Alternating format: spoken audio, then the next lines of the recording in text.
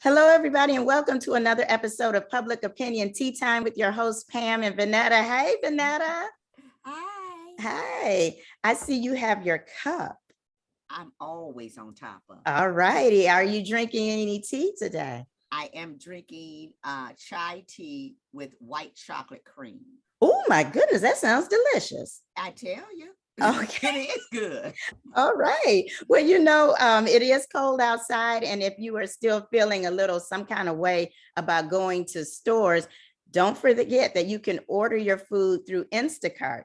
Instacart has free delivery on your first order over $35, so you can save yourself that trip to the market. Instacart delivers groceries in as fast as 1 hour. And they connect you with personal shoppers in your area to shop and deliver groceries from your favorite stores. So click the link in the show notes. Instacart. All right, Vanetta, we are going to be talking today about Russia's invasion of the Ukraine. And this is an unprovoked invasion that they did.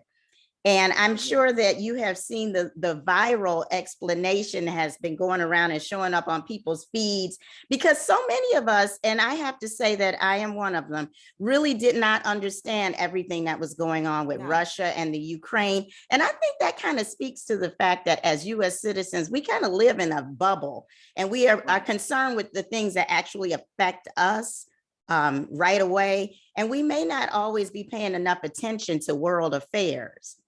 That's correct. But I remember in 91, I thought that was the end of war as we knew it in that country. For that wall to come down, I can remember Bush saying, Mr.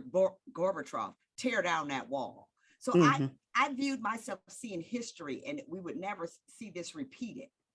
Yeah. You know? Yeah. And it's true, but I do like the explanation. And the explanation went along the lines of Russia and Ukraine were involved in kind of a toxic relationship. And Russia was, kind of using Ukraine for what it could get. And then Ukraine was the woman who finally found her strength to leave that toxic and abusive relationship, went on for almost 30 years, living her life.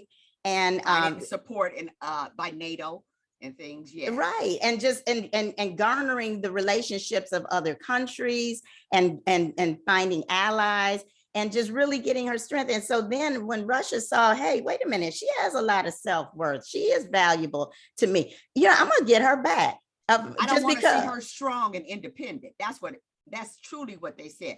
I want you to always be a lesser version of us. Correct.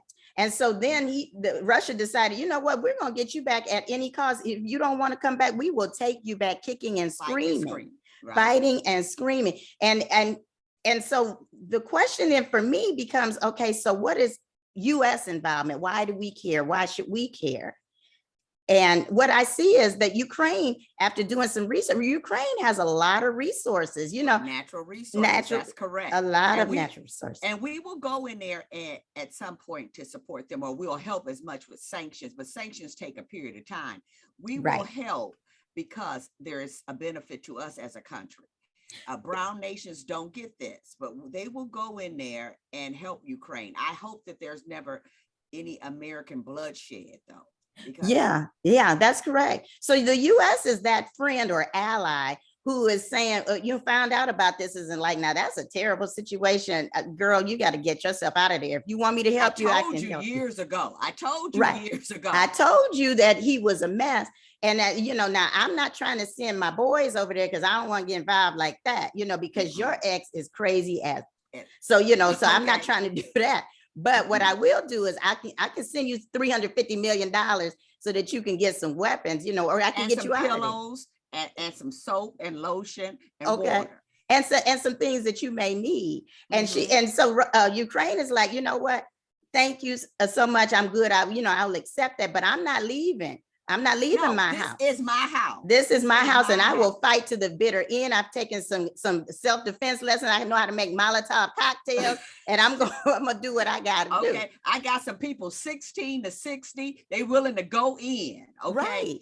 They are 16 willing to 60. Okay, they're willing to help. So that's where we are as, as a country. We want to help you, but we're only going to help you to a certain extent.